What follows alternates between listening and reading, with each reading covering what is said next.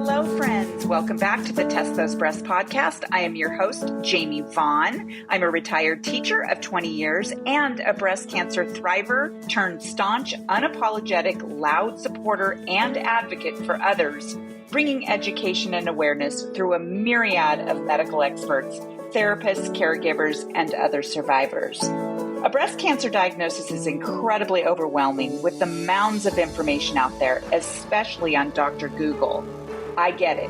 I'm not a doctor, and I know how important it is to uncover accurate information, which is my ongoing mission through my nonprofit. The podcast includes personal stories and opinions from breast cancer survivors and professional physicians, providing the most up-to-date information at the time of recording. Evidence, research, and practices are always changing, so please check the date of the recording and always refer to your medical professionals for the most up-to-date information. I hope you find this podcast a source of inspiration and support from my guests.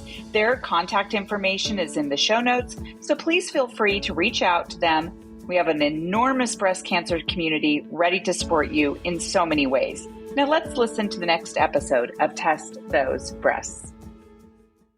Hey, welcome back, friends, to this episode of Test Those Breasts. I am your host, Jamie Vaughn, and today I am so excited to have two amazing women on my show I got to connect with just a couple of months ago. First, we have Kathryn Tortorici, and we have Nancy Bynon on my show. So Kathryn lives in Birmingham, Alabama with Sam, her high school sweetheart, and husband of 35 years.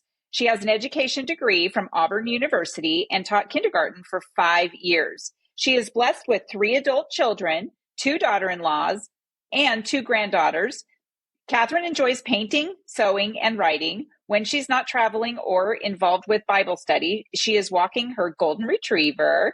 Kathryn's passion is hospitality, serving others in her home, in the community, or in Mentone, Alabama? Menton. And she loves people and sharing her faith. Nancy grew up in Dothan, Alabama. After graduating from Auburn University with a nursing degree, she moved to Birmingham, Alabama, and worked at the University of Alabama in Birmingham Hospital for 8 years. UAB is where she met Steve, her husband of 37 years. They have a son and daughter, a son-in-law, and a precious granddaughter. Pearl, Nancy's loving Labrador companion, is always by her side. Nancy's favorite leisure activities are spending time with friends and family in Colorado, needlepointing, travel, and baking. Well, Nancy and Kathryn, it is so good to have you on my show, and we're finally doing this interview. We had such a lovely conversation a couple of months ago and had quite a connection, and I could see the connection with you two as, you know, your friendship has blossomed over time for a reason, and we're going to talk a bit about that. But how are you two doing? Nancy, how are you doing today? Great. 5 years out and happy, and I can't complain. It's a little hot in Houston. That's the only thing. We're heat index of 107, but oh my. Yeah, that does sound a bit hot. How about you, Kathryn? Doing great. I just hit my 5-year mark and doing really well. Things are great. Birmingham's great. So thank you. Yeah, so you two have a really interesting story. You were friends and you both got breast cancer at almost the same exact time. You both just mentioned that you're both 5 years out from being what we call disease-free. I want to start off with, who were Nancy and Kathryn before breast cancer? Meaning, you know, who were you as human beings? How did you show up in the world? What were you doing? What was your friendship like? So, Kathryn, why don't we go ahead and start with you?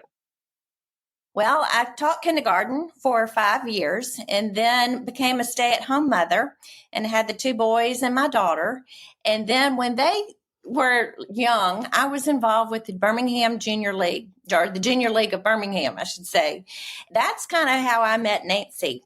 My passion was cooking. I wanted to be able to cook for my family. And part of that was with the cookbooks, learning more about these books that raise money for the Junior League for years and years. And I thought that's something that would last. And then when they asked me to help with the 3rd cookbook, I was so excited. And I asked Nancy to come and join in. So we were the co-editors of the last cookbook that the league did, and we became close friends. I mean, and we talked all the time, and that was before the smartphones. And so we had to talk and so it was the best habit because we're still talking every single day, even now. So that's who I was beforehand. So you guys probably had those Nokia phones that flipped open, and so you actually had to pick up the phone. You couldn't text each other. Yeah. That's all right. Well, that sounds really fun. How about you, Nancy? What were you like? Yeah, I always laugh because Kathryn and I have a different story on how we met.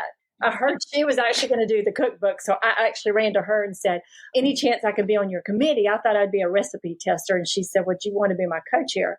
So I had to think about it, and I thought, I could do this, not realizing how hard that would be, but what we learned.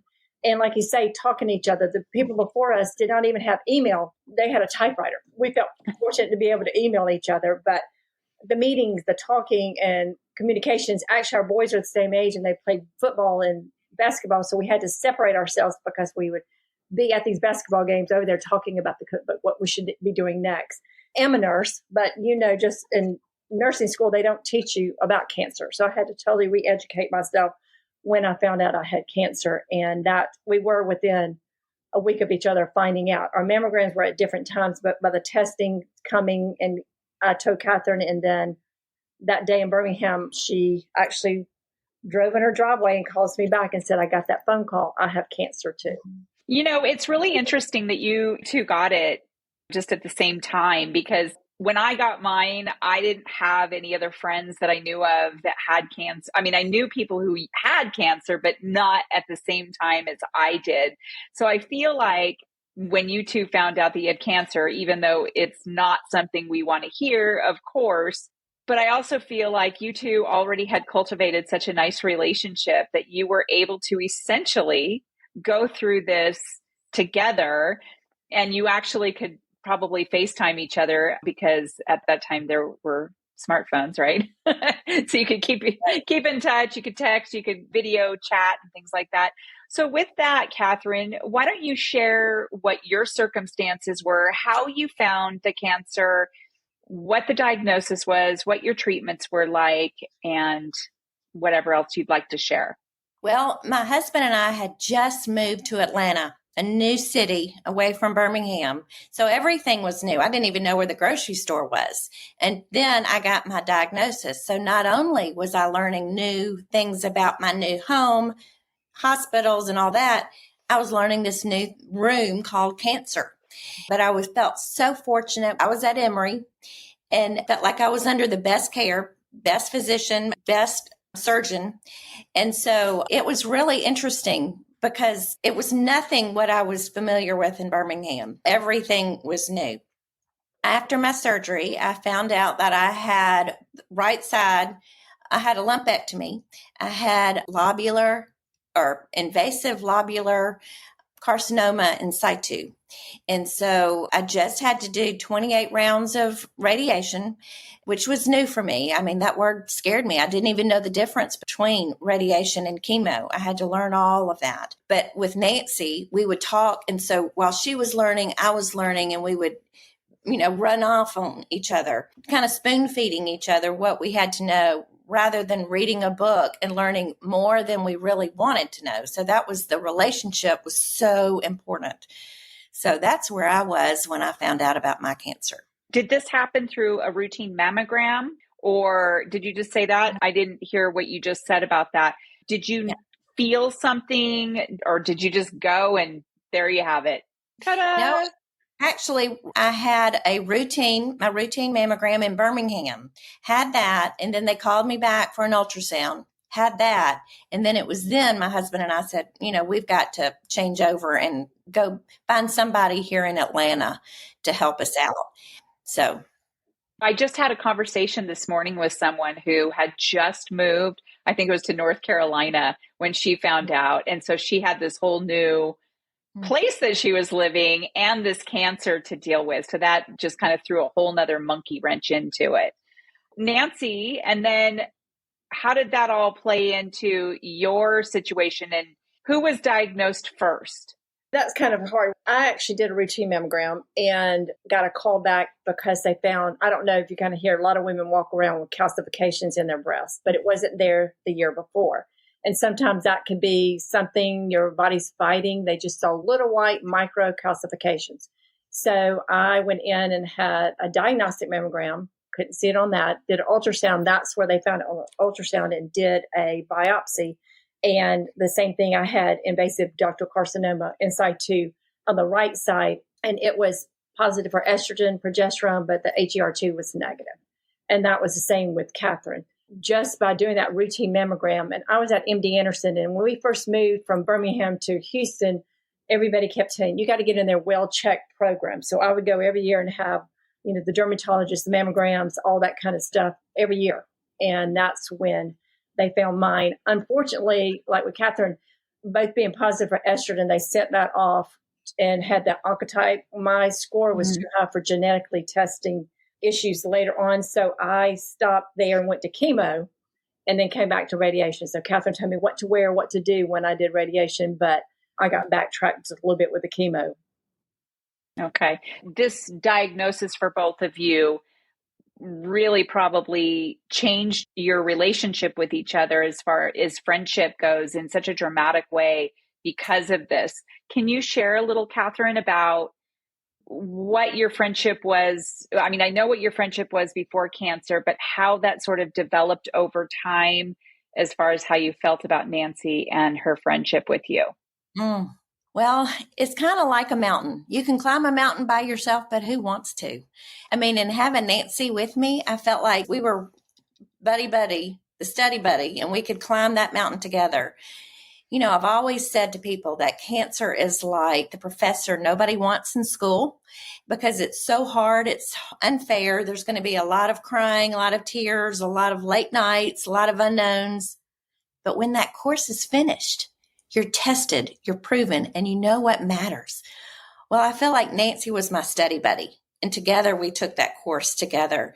And because of that, our friendship grew in more ways than just knowledge or, how's your dog? How's your family? But it was all about our health. The overflow of that is, well, how are you eating? What are you changing in your lifestyle? How many minutes did you walk today? Or how are you moving? How are you? And then that overflow was, how many people did you get to help today on the telephone? Because we would get phone calls all the time. And so then that was an overflow.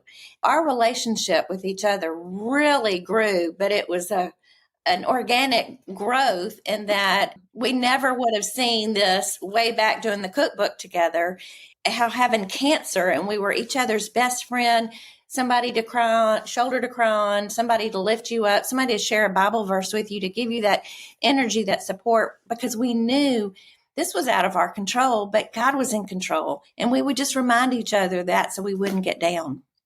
Yeah, that must have been really comforting to be able to talk to each other and sort of talk each other. One of you might have been okay one day and the other person not so much, and you would sort of probably tag team each other and help each other. I didn't have anyone who I was going through it with that was friends of mine before, but then I met a couple of people in the process where we became really good friends, and we would reach out to each other and help each other through the days. So we would we have one group on our Facebook Messenger. We're called the Badass Warrior Queens. And so every time a little message would come through, it's like, oh, it's one of our friends who are going through the same type of thing. So that was very comforting. Before I was diagnosed, or actually right after I was diagnosed, one of my friends who had cancer before, I told her, and she says, oh my gosh, Jamie, she says, you're about to embark on the sisterhood of all sisterhoods.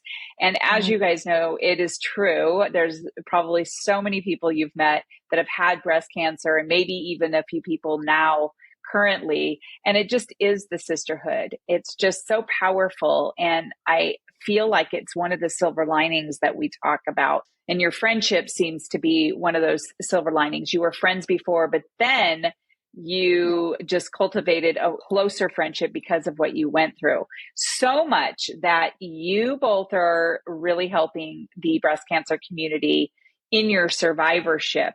And through a book called 2 by 2, Conversations Between Friends Navigating Breast Cancer.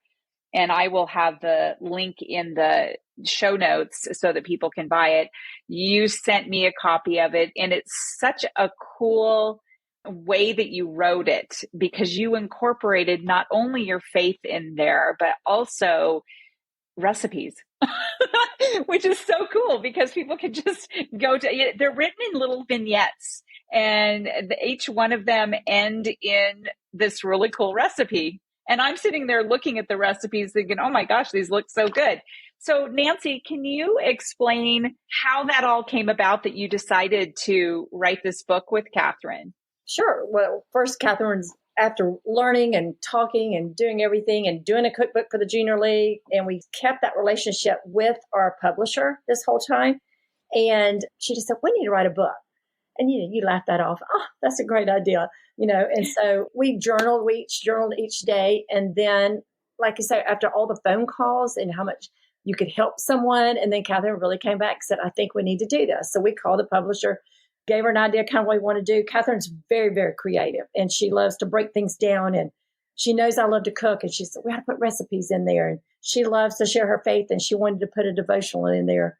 And her mother has the wonderful artwork that she did in the cookbook that she also did in, which Kathryn can tell you about that part, into this book. And when we explained to the publisher, she goes, we don't see anything like this. Let's do it.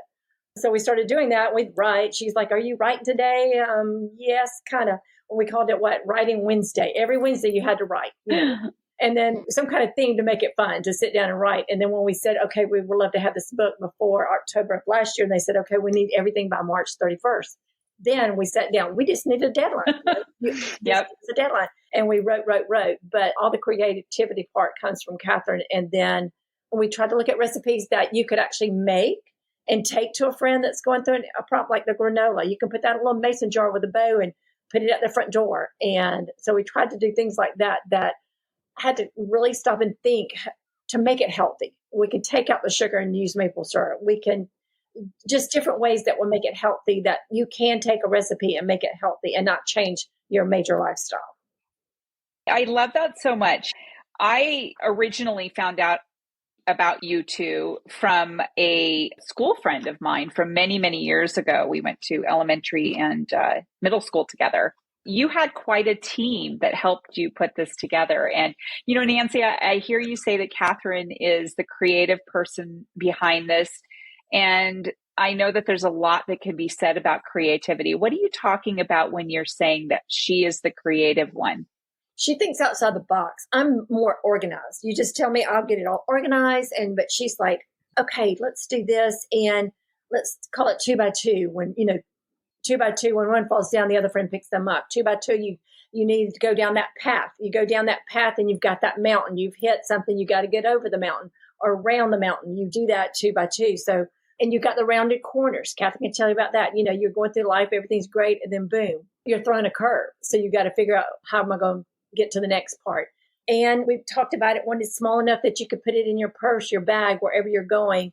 It's easy to carry. It's easy to give. It's just the colors turned out that way. It's just, she can think outside the box, just like when it came to the cookbook, of trying to figure out, how can we make this different? How can we share our faith? How can we help people? Her stories are beautiful. Mine are real technical. She's a kindergarten teacher. So she's like, you got to make this a little more personable. And I'm like, but I want to tell them what to wear, what to do, what to say. And then she was like, well, let's tell them what not to say. That's what I mean by creative. She just totally, like with her mother's artwork in the front, those are watercolors. And then the stories, if you read about the train, that was her mother's. There's just so much in it that we hope that it encourages, inspires, and gives people hope. Right. Well, I feel like your talents and Kathryn's talents go really well together. I think sometimes we have to have sort of an opposite talent.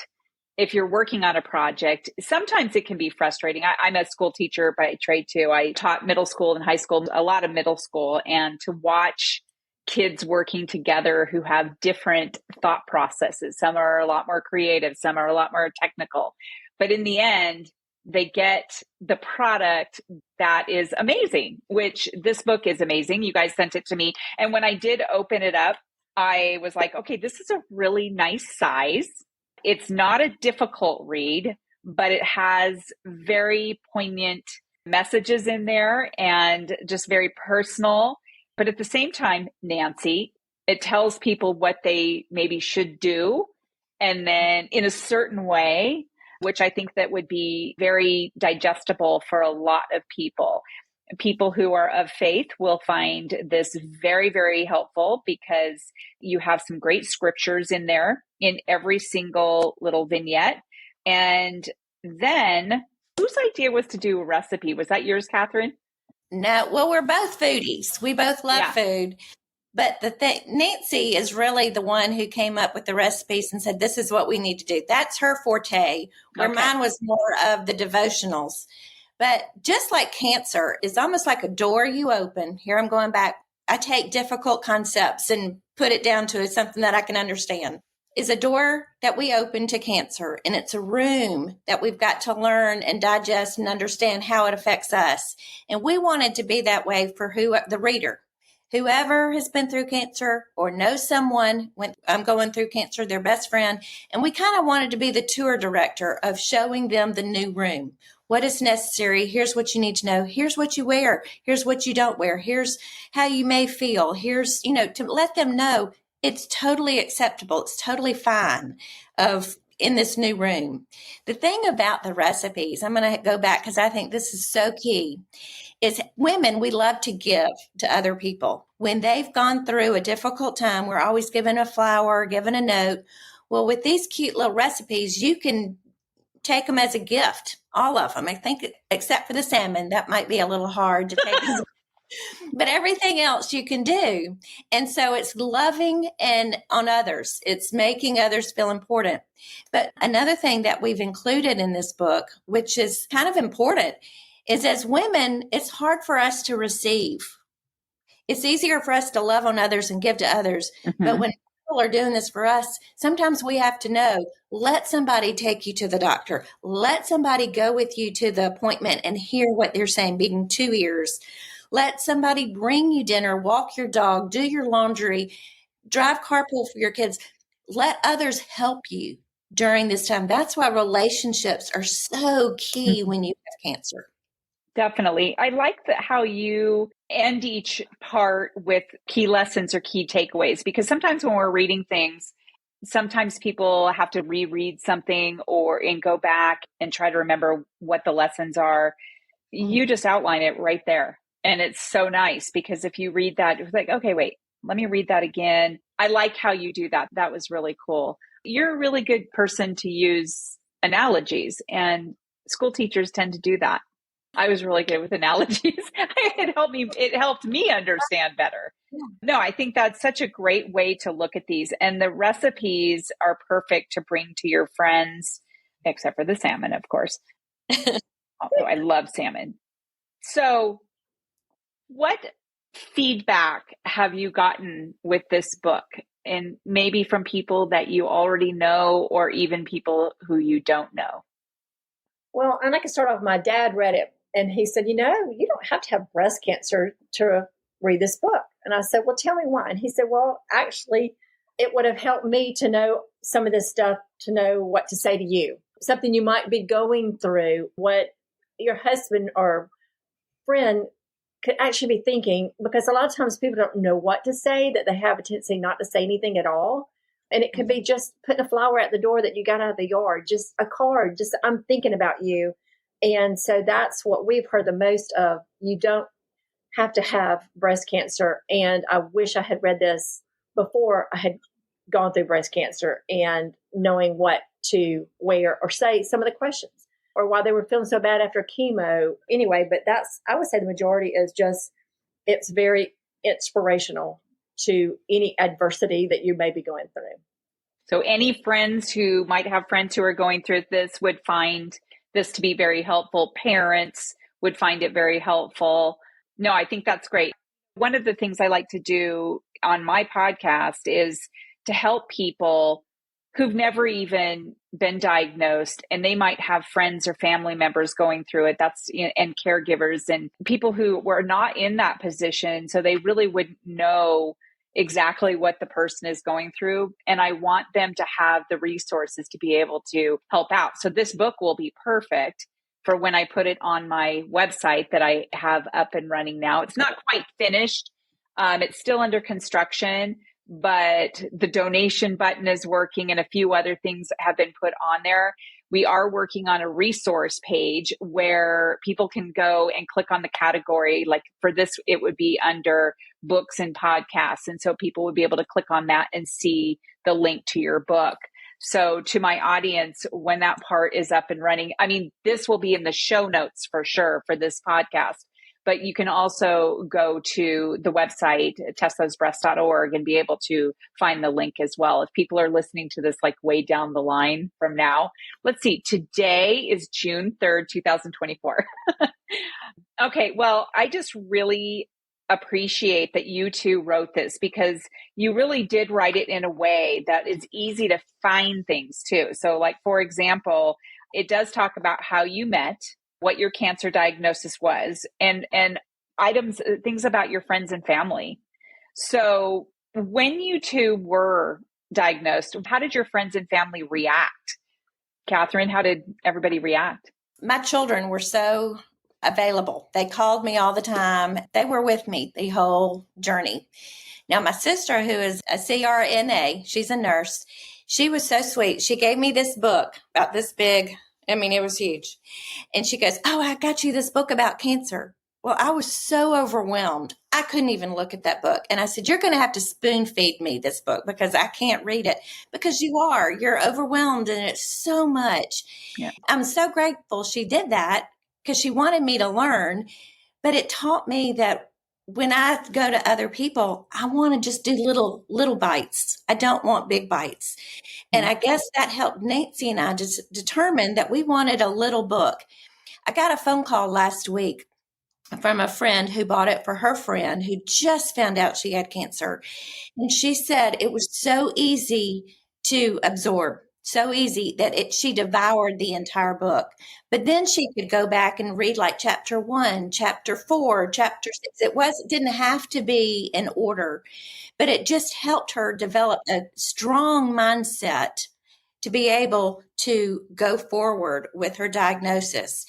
And I think that's what was so important with me and teaching my family when they have friends that are going through cancer, how to help them have a strong mindset, how to be able to be ready, when you do have tough days, how to be guarded with your thoughts. It's kind of like changing the channel. This is another analogy. I know I just do this. Either it's like watching a channel on spiders and snakes. You get so creeped out that you can't do anything. Or you can get up, change the channel to the Hallmark channel, be at peace. And when you do that, the way I changed my channel was that in the waiting rooms, I would go and meet other people. I was more concerned about those people than I was myself. Changing the channel, changing your mindset. And so that was one of the things I took away. Yeah, I love that. Now, you let your sister know that. How did she take that? She was laughing. She thought it was great because there is so much to learn. Yeah, there is.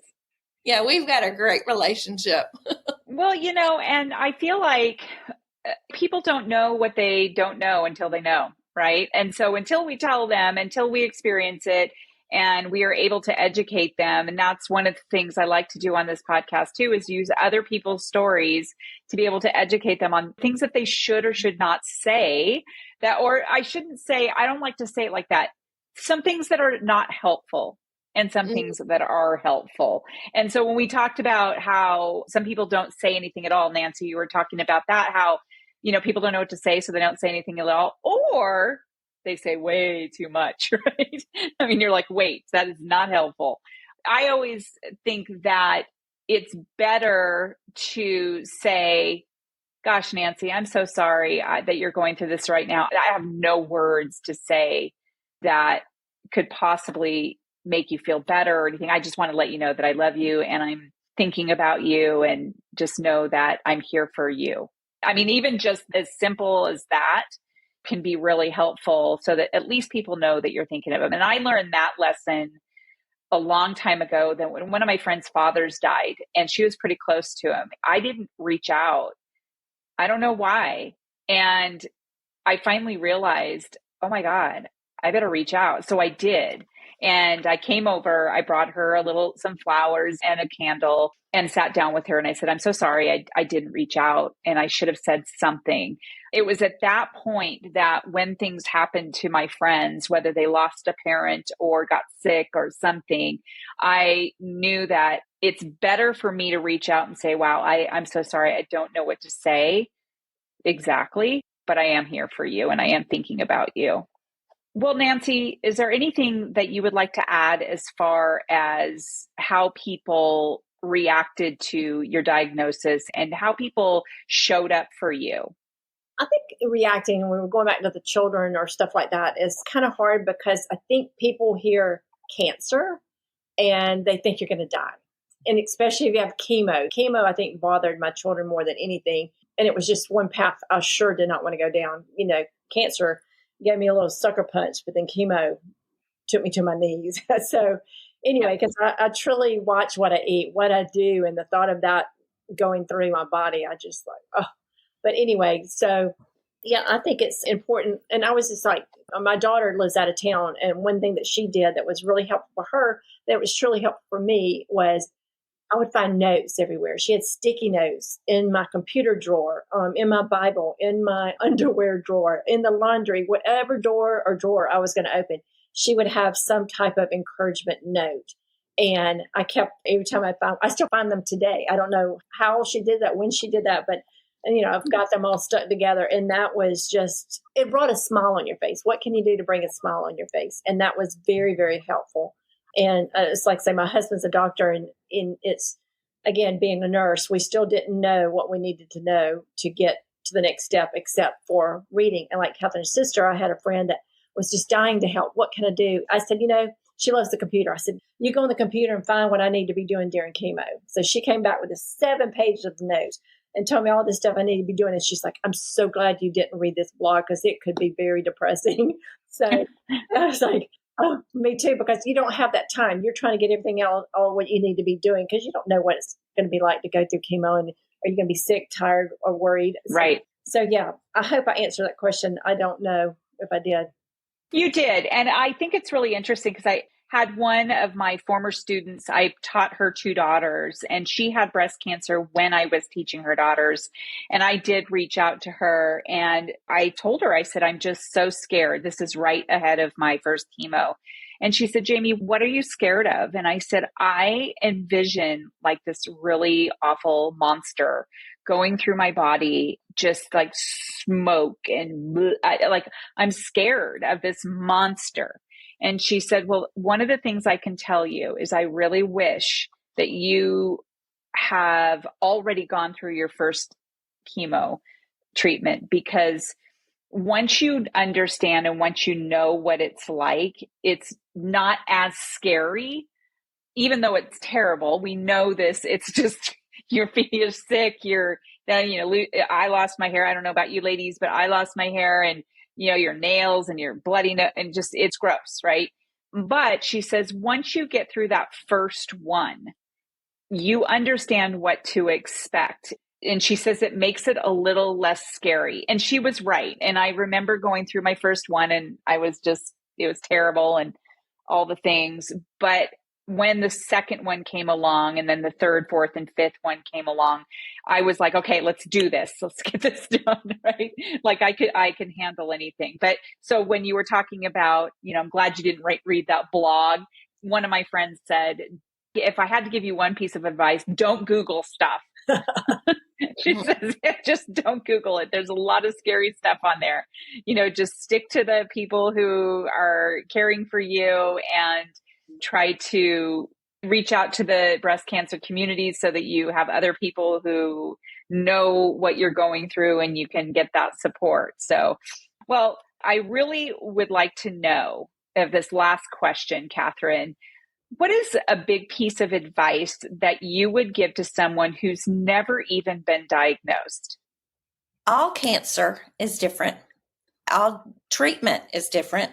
And the personality of the person having the cancer is different. There are no rules, because one person handles it this way doesn't mean that's the way it has to be handled. One person may internalize everything and another person may tell the world. And it's totally fine, the different ways people handle it. Nancy and I emphasize that all the time, that you do you, I do me.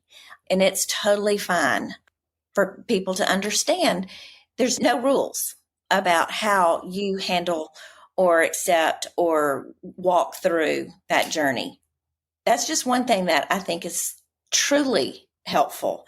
Another thing is we were made to have relationships with others, and our relationship with our Heavenly Father. That's the two things that truly matter. And when you're going through whatever adversity it is, cling to those things. And that will give you the hope, the strength, the endurance to keep on that journey. We named our book 2 by 2, just like Jesus sent the disciples out 2 by 2.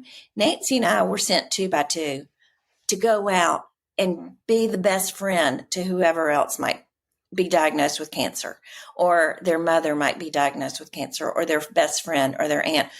Women just need women to be there for each other. I sat next to this man the other day and I was telling him about the book, and he was in tears. And he said, I wish I had read your book when my wife was sick. I didn't know how to care for her. And so I just think relationships and being ready to love and hear and respect and to serve is so important. I love how you just talked about how everyone deals with things differently. I know that a person looking from the outside in, right, somebody who's never had breast cancer or any cancer for that matter, they look at one person and say, man, she just powered right through that. She was positive all the time and blah, blah, blah, blah, blah, blah, blah, right? And why are you not that way? Why are you so down in the dumps and depressed and not being open about your story or whatever? So you're right, Kathryn. Everyone deals with it differently, and they get to. They're allowed to. And because sometimes we are very down and sometimes we're a lot more positive. And I know that I inserted things that I really like to do during my treatment. My husband and I made the decision that after every single chemo, so I had it every 3 weeks, during the third week, I felt pretty good, felt okay. I got used to being bald, things like that. So we would go camping. And that was my happy place. We took the 2 dogs camping, and it was always midweek because we were retired by that time. And it was so nice because there wasn't a million people around. I remember just sitting in my camp chair and just thinking, this is really wonderful. And we would take pictures, and then I would go back to my next treatment. So, I mean, we just kind of go through these ups and downs, and we as women need to support each other in that journey. So thank you for bringing that up. And then also clinging to what makes you happy and more positive and hopeful. Is just whatever that is, make sure that you are clinging to that. And Nancy, what about you? Do you have any wonderful pieces of advice that you can give to people? You know, regardless, how about let's start with people who've never been diagnosed. I always say I like for people to understand before they get diagnosed so that if they ever, God forbid, they ever are hit with that. But we do know that 1 in 8 women get breast cancer. And so it's a really good possibility that people are going to get it at some point in their lifetime. And how do we make them feel better or more comfortable, or just what to look for? What would you say? Well, I always say the same thing. If y'all got questions, ask. I'm happy to answer. And the same thing as being here in Houston, I was on the honorary chair because I would take people who had come from Birmingham, all different parts of the state would come and stay with us. And I would take them down to MD Anderson, and I didn't know exactly what they were going through. I knew they had cancer. I'd be there for them. Then all of a sudden, when you get diagnosed with cancer, you can kind of understand emotionally and the stress that they're going through, but just being your own advocate. Just stay with those routine mammograms. Don't let that go. Even if you don't think cancer runs in your family, it's there by some other ways. We all have cancer cells. It's just whether they're going to divide or not. And just don't take the answer of anything. Ask questions, because you are your own advocate. And it would be to stay up on routine checkups. Right. I love that piece of advice. Yeah, because most of us don't have it in our family. I think that it's like 25% or 70% of us don't even have it in our family.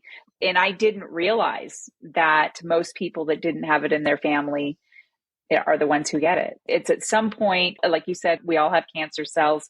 It's a matter of that perfect storm, whether it be environmental or whatever. And you can be perfectly healthy and still get breast cancer. Who knew? Anyway, well, ladies, you have been amazing. It's been really nice to collaborate with you and have this lovely conversation. I'm really excited that my friend Vicki reached out to me to introduce me to you. And I appreciate your writing this book. I can't wait to put it on my website.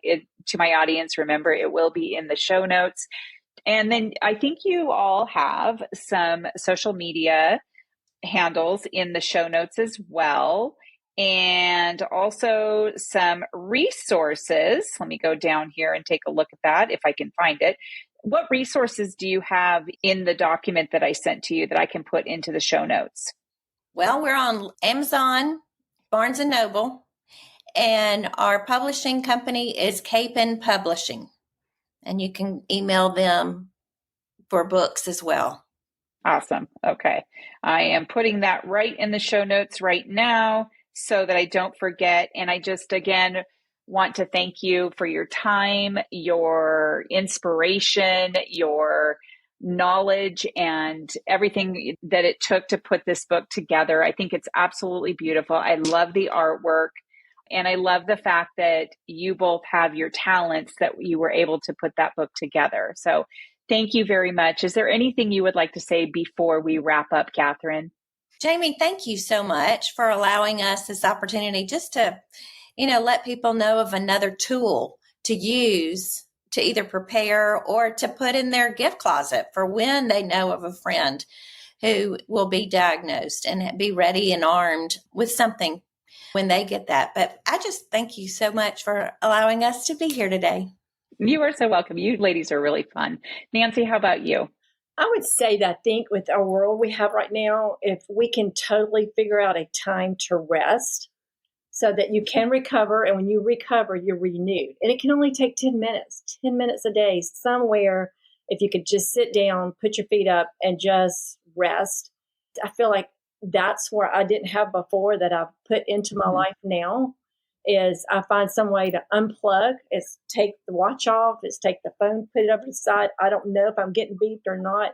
And it could be 10 minutes. It could turn into 30. I don't know. It's just whatever I can do. Like Kathryn said, turn it on the Hallmark Channel is a happy place.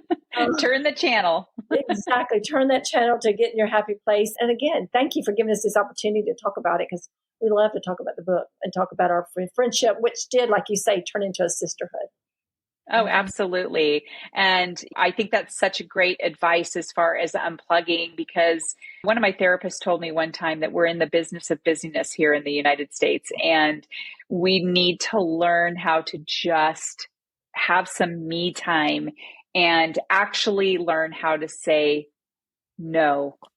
It's so hard. Anyway, I am going to actually make I'm going to follow one of your recipes in here. I'm going to try to bring one camping. We're going camping this weekend. So I'm going to go through it and make a dish, and then I'll let you guys know how it turns out. So again, thank you very much, Kathryn and Nancy, for telling your story. I think it's very inspirational, and I love the book, and I think that many people are going to love it from going forward. And to my audience, thank you for joining us again on this episode of Test Those Breasts. And as always, if you could please rate and review on your favorite platform, it's very, very helpful.